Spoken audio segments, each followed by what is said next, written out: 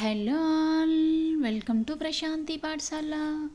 ఈరోజు సింపుల్గా ఈజీగా పిల్లల కోసమని ఇప్పి నూడిల్స్ అయితే చేస్తున్నాను. ఎంతమందికి నూడిల్స్ అంటే ఇష్టమో నాకు కామెంట్ చేయండి.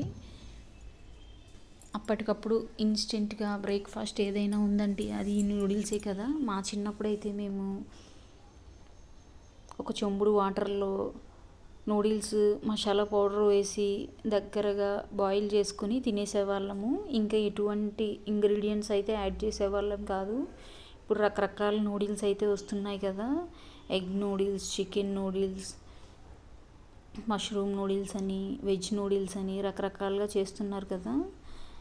నేనైతే హడావుడి లేకుండా సింపుల్గా వెజిటేబుల్స్తో అయితే ఎక్కువగా చేసుకోవడానికి ఇష్టపడతాను.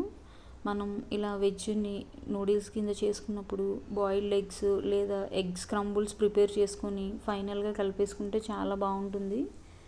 నేనైతే ఇక్కడ క్యారెట్, ఆనియన్, పచ్చిమిర్చి వేసి నూడిల్స్ చేస్తున్నాను. ఆ మూడు బాగా ఫ్రై అయిన తర్వాత ఆయిల్ లేదా బటర్లో ఫ్రై చేసుకొని తగినన్ని వాటర్ వేసుకొని నూడిల్స్ ములిగేదాకా వాటర్ అయితే వేసుకోండి. ఈ విధంగా నేను చూపిస్తున్నట్టు వీడియోలో తగినన్ని వాటర్ వేసుకొని కట్ చేసుకొని మసాలా పౌడర్ కూడా వేసుకొని 5 నుంచి 6 నిమిషాలు కుక్ చేసుకుంటే ఎంతో ఎమ్మి టేస్టీ నూడిల్స్ రెడీ అయిపోతాయి. మీకు ఇంకా కొంచెం ఎనర్జీ కావాలి పిల్లలకి అనుకుంటే బాయిల్డ్ ఎగ్స్ కానీ లేదా ఎగ్ స్క్రంబుల్స్, ఎగ్ పొరట్లాగా వేసుకొని ఫైనల్గా రెడీ అయిన తర్వాత వేసేసుకోవడమే పైన. అట్లా కూడా చాలా బాగుంటుంది. ఈ విధంగా మసాలా పొడి కూడా వేసుకొని నేను ఇక్కడ మిరియాల పొడి అయితే కంపల్సరీ వేసుకుంటాను నూడిల్స్లో. నా దగ్గర మిరియాల పొడి అయిపోయిందని చెప్పి మిరియాలు దంచుకొని వేసుకున్నాను. చాలా బాగుంటుంది ఈ ఫ్లేవర్ అయితే. రైనీ సీజన్లో మిరియాల పొడి తీసుకుంటే థ్రోట్ ఇన్ఫెక్షన్స్ అనేవి రావు. సో కంపల్సరీ మిరియాలు, శొంఠి అయితే తీసుకోవడానికి ట్రై చేయండి.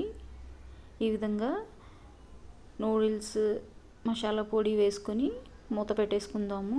5 నుంచి 6 నిమిషాల తర్వాత మనం మూత తీసుకొని చూసుకుందాము. ఇంకా కొంచెం వాటర్ అయితే ఉన్నాయి, అవి కూడా దగ్గరకు అయిపోవాలి. మరో 2 నుంచి 3 నిమిషాలు టైం అయితే పడుతుంది. 2 నిమిషాల తర్వాత మధ్యలో ఒకసారి తీసుకొని కలుపుకున్నాను, మళ్ళీ మూత పెట్టేసుకున్నాను. ఇంకో 3 మినిట్స్ టైం అయితే పడుతుంది. మూత పెట్టేద్దాం.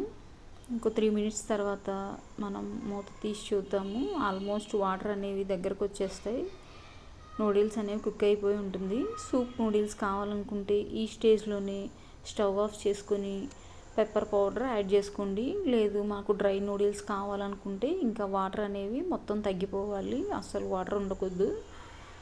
అది కూడా చాలా బాగుంటుంది. పిల్లలకి మనం సూప్ నూడిల్స్ ఇస్తే అందులో మిరియాల పొడి లేదా శొంఠి పొడి వేసి ఇచ్చేస్తే సూప్ కింద తాగేస్తారు కాబట్టి చాలా మంచిది. రెగ్యులర్గా కాకుండా అప్పుడప్పుడు చేసుకోండి. మంత్లీ వన్స్, 2 మంత్స్కి ఒకసారి, రెగ్యులర్గా వద్దు.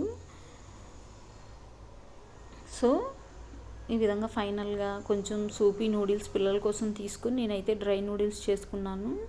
పిల్లలకి సూపీ అంటే ఇష్టం కదా. సో వాళ్ళిద్దరికి కొంచెం కొంచెం ప్లేట్లో తీసేసుకొని నేనైతే డ్రైగా కొంచెం వాటర్ ఉన్నాయి కదా, మళ్ళీ స్టవ్ మీద పెట్టుకున్నాను. ఒక 1 మినిట్ వాటర్ తగ్గిపోయిన తర్వాత నేను కూడా తినేసాను. ఎంతో మందికి ఇష్టం ఈ నూడిల్స్ అంటే. Subscribe my channel. Thank you for